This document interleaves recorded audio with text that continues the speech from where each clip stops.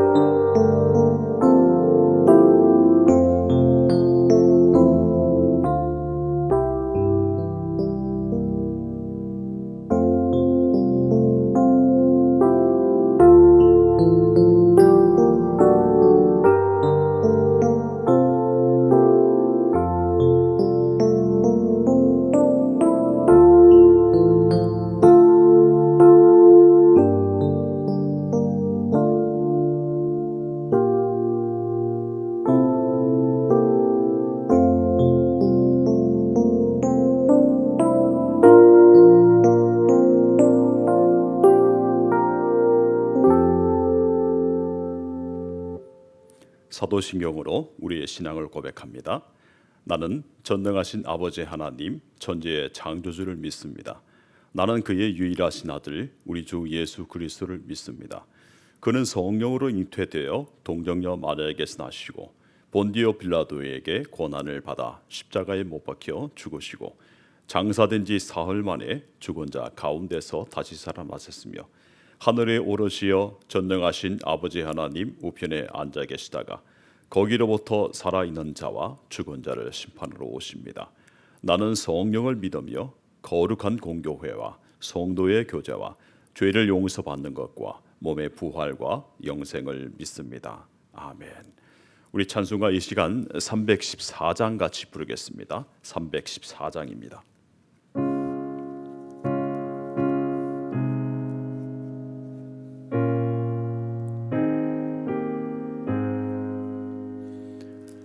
내 구주 예수를 더욱 사랑 엎드려 비는 말 들으소서. 내 진정 소원이 내 구주 예수를 더욱 사랑 더욱 사랑. 이전엔 세상과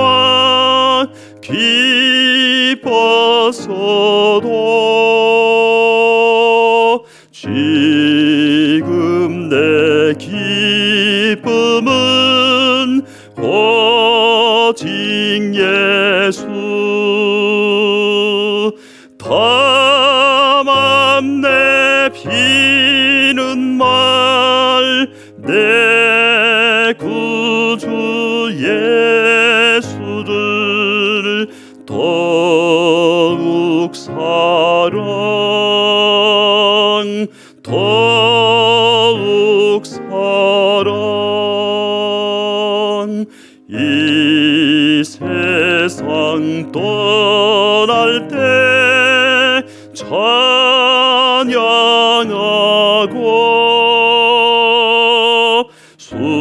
숨질 때 하는 말 이것일세. 다만 내 비는 말 내 구주 예수를 더욱 사랑 더욱 사랑.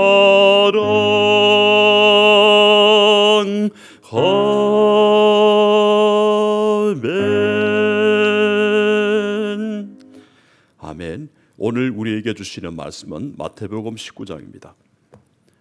마태복음 19장 13절부터 22절까지의 말씀입니다. 제가 마태복음 19장 13절에서 22절의 말씀을 읽겠습니다. 그때에 사람들이 예수께서 안수하고 기도해 주심을 바라고 어린 아이들을 데리고 오매 제자들이 꾸짖거늘 예수께서 이르시되 어린 아이들을 용납하고 내게 오는 것을 금하지 말라. 천국이 이런 사람의 것이니라 하시고 그들에게 안수하시고 거기를 떠나시니라. 어떤 사람이 주께 와서 이르되 선생님이여 내가 무슨 선한 일을 하여야 영생을 얻으리이까? 예수께서 이르시되 어찌하여 선한 일을 내게 묻느냐? 선한 이는 오직 한 분이시니라. 내가 생명에 들어가려면 계명들을 지키라. 이르되 어느 계명이오니이까? 예수께서 이르시되 살인하지 말라, 간음하지 말라, 도둑질하지 말라, 거짓 증언하지 말라, 내 부모를 공경하라, 내 이웃을 내 자신과 같이 사랑하라 하신 것이니라. 그 청년이 이르되 이 모든 것을 내가 지키어 싸운데 아직도 무엇이 부족하니이까? 예수께서 이르시되 내가 온전하고다 할진대 가서 내 소유를 팔아 가난한 자들에게 주라. 그리하면 하늘에서 보화가 내게 있으리라. 그리고 와서 나를 따르라 하시니 그 청년이 재물이 많음으로 이 말씀을 듣고 근심하며 가니라. 아멘. 기도하겠습니다. 하나님, 이 시간 저희들이 주님 앞에 나갑니다. 이 시간을 통해서 하나님의 말씀을 듣고 그 말씀의 뜻대로 살아갈 수 있는 저희 모두가 될 수 있도록 말씀 가운데 빛으로 성령으로 임재하여 주옵소서.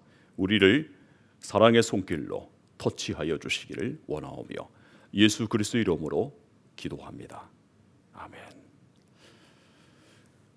여러분, 나는 부족한 사람입니다 라는 것을 우리 예수님은 기뻐하십니다. 예수님이 역사하실 때가 언제일까요? 나는 부족합니다 라고 하는 나의 이 부족을 말할 때에 예수님이 우리를 기뻐하시며 우리에게 역사하십니다. 그리고 또한 예수님이 역사하실 때는 시련과 역경 가운데 있을 때입니다. 왜 그렇습니까? 모든 것이 다 무장해제되어서 이 부족한 인생을 주님 앞에 가지고 나갈 수 있기 때문입니다. 계시록 3장 20절에 보면 이런 말씀이 있습니다. 볼지어다 내가 문 밖에 서서 두드리노니 누구든지 내 음성을 듣고 문을 열면 내가 그에게로 들어가 그와 더불어 먹고 그런 나와 더불어 먹으리라고 말씀하고 있습니다. 여기 보면 우리 주님이 우리 모든 인생의 문을 두드리신다고 하십니다. 인생이라면 누구나 다 예수님께서 그 인생을 두드린다는 것을 알 수 있습니다. 예외가 없습니다. 우리가 이 아파트에 불이 났을 때에 어떤 청년이 거기에 살고 있는 각 집을 돌아다니며 문을 두드렸다는 그런 이야기를 여러분들 들으신 적이 있었을 것입니다. 새벽에 그 사람들이 그 청년이 문 두드리는 것을 듣고 나서 다 깨어나 살아났다는 그런 이야기일 것입니다. 오늘 말씀에 보니까 계시록 3장 20절의 말씀에 보니까 주님의 음성을 듣고 문을 열면이라고 하고 있습니다. 사람은 언제 문을 열까요? 그렇습니다. 약해졌을 때입니다. 약해졌을 때에 하나님의 음성이 그때 들리는 것입니다. 내가 강하고 또 내가 잘 나가고 있을 때에 그리고 오만했을 때에 자만했을 때에는 이 하나님의 음성이 잘 들리지를 않습니다. 그러므로 가장 위태한 인생은 누구일까요? 그렇습니다. 내가 아직도 무엇이 부족합니까? 라고 그렇게 묻고 있는 그런 사람입니다. 내가 무엇이 부족합니까? 내가 무엇이 부족합니까? 우리가 가끔씩 하는 말이기도 합니다. 혹은 섭섭하거나 너무한다 싶을 때 하는 말이 내가 무엇이 부족합니까? 라는 그런 말일 것입니다. 그런데 이 부족한 사람이 예수님을 만난다는 것을 여러분 알고 계시죠? 부족한 사람이 예수님을 만납니다. 오늘 16절에 보면 어떤 사람으로 시작합니다. 부자고 청년이라는 이야기는 처음에는 나오지 않습니다. 어떤 사람이라고 시작하고 있기 때문에 그 어떤 사람이 바로 우리 자신의 이야기가 될 수 있습니다. 한 사람이 예수님께 찾아와서 16절에 묻습니다. 선생님이요, 내가 무슨 선한 일을 하여야 영생을 얻으리까 합니다. 예수님은 17절에 네가 생명에 들어가기를 원하면 계명을 지키라. 근데 20절에 보니까 이 청년이 기다렸다는 듯이 이 모든 것을 지켰사온데 아직도 무엇이 부족하니까 이렇게 말하고 있습니다. 나는 다 지켰습니다. 다 지켰다고 이야기를 하고 있습니다. 더 부족한 게 있으면 말해 보시라고, 아마 없을 것이라고 그렇게 생각하고 있습니다. 그러니 나야말로 선한 사람이 아니겠습니까? 그러므로 제가 무엇이 부족한 것이 있겠습니까? 이렇게 당당히 묻고 있는 이 청년의 모습을 한번 상상해 보시기 바랍니다. 20절에 보니까 처음으로 그를 청년이라고 합니다. 이 청년이라고 할 때에는 신체적으로 청년이라고 하는 것이 아니라 아직 철이 없어서 무엇인가를 몰라서 미숙해서 청년이라는 그런 말을 쓴 것입니다. 이만하다 하면 괜찮다고 생각하는 그런 생각하는 우리 자신도 혹시 있다면 이 철부지 청년과 같습니다. 교회도 오래 다녔고 또 집사도 되고 권사도 되고 장로도 되고 안수집사도 되고 목사도 되었지만 이만하면 괜찮은 사람이라고 여기는 우리 자신의 모습이 아닐까 그렇게 생각해 봅니다. 내가 무엇이 부족한 것이 있어, 내가 뭐가 모자라, 이 청년처럼 그렇게 드러내고 말하고 있다면, 혹시 우리 마음 가운데 그런 마음을 가지고 살아가고 있다면 우리도 이와 같이 철없는 청년일 것입니다. 그래서 오늘 이 사람을 두고서 내가 무엇이 부족합니까? 라고 묻고 있는 이 사람을 두고서 오늘 20절에서는 청년이라고, 그리고 예수님께서 이 사람을 두고서 청년일 수밖에 없다고 그렇게 말씀하고 있는 것을 우리는 읽을 수 있습니다. 박영규 목사님의 간증에 보면 예수님이 박영규 목사님에게 5가지를 물으신 그런 장면이 나옵니다. 첫 번째, 너는 땅에서 성경을 얼마나 읽었느냐? 두 번째, 너는 헌금을 얼마나 했느냐? 셋째, 너는 땅에서 전도를 얼마나 했느냐? 네 번째, 너는 11조를 어떻게 했느냐? 다섯 번째, 너는 기도 생활을 얼마나 하였느냐? 이렇게 묻고 있습니다. 이 박영규 목사님이 첫 번째 질문에 대해서 저는 성경 읽기를 좋아해서 많이 읽었으며 성경을 부분적으로 150번 읽은 적도 있습니다. 두 번째 헌금, 세 번째 전도, 네 번째 11조에 대해서 이 박영규 목사님이 대답하시는데요. 주께서 아십니다. 이렇게 대답을 했습니다. 그런데 5번째 질문, 그 5번째 질문은 뭐냐면 너는 기도 생활을 얼마나 하였느냐? 이런 것이었습니다. 박영규 목사님이 어떻게 대답을 하셨을까요? 저의 기도 생활을 주께서 아시나이다. 이렇게 대답을 하였습니다. 그랬더니 주님이 이렇게 말씀하십니다. 네가 가난하고 병들고 어려울 때는 열심히 기도하여 내가 사랑하였는데 이제 교회가 부흥되고 몸이 편안하고 땅에서 잘 사니까 기도를 게을리하고 있으니 기도에 대해서는 칭찬받을 수가 없다고 하시면서 꾸중하셨더라는 그것을 전해주고 있습니다. 이 5가지 예수님의 질문에 우리는 어떻습니까? 너는 땅에서 성경을 얼마나 읽었느냐? 너는 헌금을 얼마나 했느냐? 너는 땅에서 전도를 얼마나 했느냐? 너는 11조를 어떻게 했느냐? 너는 기도 생활을 얼마나 하였느냐? 우리가 이 5가지 질문에 대해서 자신 있게 대답할 수 있는 사람이 사실은 누가 있겠습니까? 우리가 다 부족한 것 아니겠습니까? 부족한 부분이 있으면 저나 여러분이나 힘써야 할 줄로 믿습니다. 이 청년이 물었던 영생은 어떤 것이었을까요? 그 영생은 우리 인생의 전부인가 아니면 부분적인 것일까? 한번 생각을 해보아야 합니다. 이 영생이 과연 나의 전부인가 나의 부분적인 것인가를 물어보아야 합니다. 여러분, 예수님을 보내주신 하나님의 사랑, 우리는 그 분에 넘치는 사랑을 받았습니다. 그 사랑은 부분적인 것이 아니었습니다. 우리 인생의 전부, 아니 하나님의 전부, 예수님의 전부가 바로 하나님의 사랑, 예수님의 사랑입니다. 이 청년은 다 가졌습니다. 부자이니까 거기에 추가해서 영생을 가지려고 하고 있는 것은 아닌가, 그리고 가지고 있는 것에 더해지면 좋은 것이 아닌가, 이런 마음으로 내가 어떻게 영생을 얻을 수 있습니까? 이렇게 묻고 있는 것 아닐까요? 원문에 보니까 가진다는 이것은 바로 얻는다, 이 얻다, 내가 어떻게 영생을 얻을까요? 할 때 이 가진다는 뜻이 바로 얻는다는 바로 그 뜻입니다. 이 영원한 생명도 이 청년은 가지려고 했습니다. 자신이 했던 것처럼 영원한 생명도 소유하려고 했습니다. 그런데 영생이 소유한다고 소유가 되는 것입니까? 내가 영생을 소유할 수 있다고 해서 그 영생을 소유할 수가 있습니까? 그렇게 묻고 있다면 이 사람 역시 철부지 청년일 수밖에 없습니다. 반대로 17절에 보니까 네가 생명에 들어가려면이라고 하십니다. 가지다 대신에 예수님은 들어가다라는 말로 바꾸시고 있습니다. 들어가다라는 이 말은 이러다 들어가다 이 말입니다. 이 말은 21절과 같은 말씀인데요. 21절에 보니까 내가 온전하고자 할진대 가서 내 소유를 팔아 가난한 자들에게 주라고 할 때에 그 말씀이죠. 가난한 이웃을 오늘 보니까 도우라고 하시지 않습니다. 왜 그렇습니까? 소유를 팔아서라고 하십니다.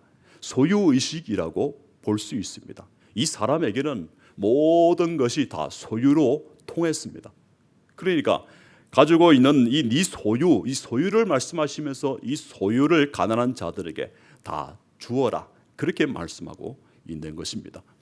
이 사람에게는 모든 것이 소유였습니다. 소유가 아니면 말할 수 없는 그 인생, 바로 그 인생이 우리 모습이지 않을까도 한번 생각을 해봅니다. 영생도 소유한다, 그렇게 이야기를 한다는 것이죠. 여러분, 삼성 이병철 회장은 이렇게 말합니다. 이렇게 말했습니다. 만약 나를 30년을 건강하게 수명을 연장해 준다면 전 재산의 절반을 주겠다고 이렇게 말했다고 합니다. 근데 이 청년 역시 이병철 회장과 같이 부자라고 마지막에 말합니다. 부자라는 것이 무엇일까요? 더 이상 부족한 것이 없는 것. 그래서 이 청년이 바로 부자입니다. 소유가 그 사람을 독점했습니다. 하나님이 차지할 그 공간조차도 없다는 거, 바로 이 사람의 모습입니다. 있다고 하더라도 하나님이 들어오실 공간이 있다고 하더라도 아주 작은 부분, 아주 미비한 자리밖에 없다는 것이죠. 그래서 너의 소유를 팔아 가난한 사람들에게 주라고 하시면서 그 공간을, 마음속에 있는 공간, 삶에 있는 공간, 영혼에 있는 공간을 하나님을 위해서 확보해 나가야 된다, 그렇게 말씀하시는 것이죠. 영원한 생명 앞에 여러분, 다른 모든 것은 다 상대화 되는 것입니다. 절대적으로 이 부나 이런 것들이 절대화 될 수가 없다는 거죠. 다 상대화됩니다. 영생 앞에서는, 영원한 생명 앞에서는 영생은 절대 가치입니다. 그러므로 다른 것으로는 절대로 바꿀 수가 없습니다. 예수 그리스도의 생명과 예수 그리스도의 이 사랑과만 바꿀 수 있습니다. 그래서 나는 부족합니다라고 말할 수밖에 없습니다. 모든 것들 중에서 가장 절대적인 가치이기 때문에 그 절대적인 가치 앞에서 나는 부족합니다. 그것을 받을 가치가 없는 사람입니다. 예수님의 사랑을 받을 수 있기에는 정말로 저는 부족한 인생입니다. 그렇게 말할 수밖에 없습니다. 여러분, 나는 부족합니다, 이렇게 이야기하는 것이 진정한 인생의 모습이 아닐까, 저는 그렇게 봅니다. 그런데 오늘 이 청년은 결코 하늘에서 보화를 받을 수 없습니다. 이런 모습을 가지고서는 영원한 생명에 이를 수 없습니다. 그러면 이 청년의 인생은 얼마나 위험한 인생입니까? 가장 위태로운 인생. 재물은 모든 것을 다 소유했지만은 영원한 생명을 가지지 못한다면, 얻지 못한다고 하면, 받을 수 없다면 그것이 무슨 소용이 있겠습니까? 가장 위태로운 인생의 한 단면을 보여주고 있습니다. 보네프의 독일의 신학자 보네프의 나를 따르라, 여기에 보면 이런 말씀이 있습니다. 재물이 많은 청년 부분도 언급을 하고 있는데요. 진지하게 이렇게 질문합니다. 청년은 영원한 생명에 이르는 길을 물었고 이에 대한 예수의 대답의 핵심은 나는 너를 부른다 였다고 합니다. 다시 읽어드릴게요. 청년은 영원한 생명에 이르는 길을 물었고 이에 대한 예수님의 대답의 핵심은 나는 너를 부른다였습니다. 나는 너를 부른다.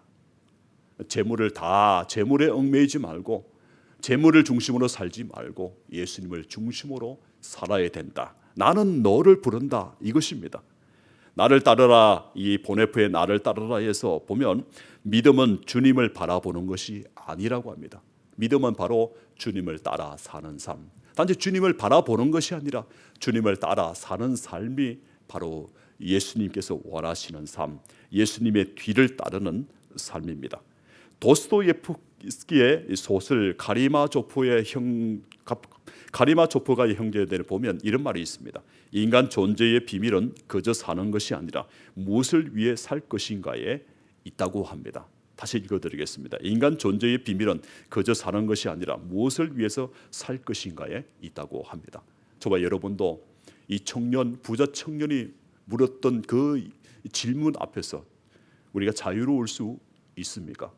오히려 우리는 우리 자신이 그저 사는 것이 아니라 무엇을 위해 살 것인가, 이것을 잘 생각하시면서 예수님이 너는 나를 따르라, 이 음성에 응답해 나가는 저와 여러분의 삶이 되기를 간절히 바랍니다. 기도하겠습니다.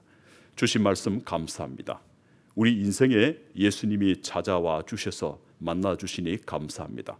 나는 부족하여도 예수 공로 의지하여 믿음으로 살게 하옵소서. 예수 그리스도 이름으로 기도합니다. 아멘.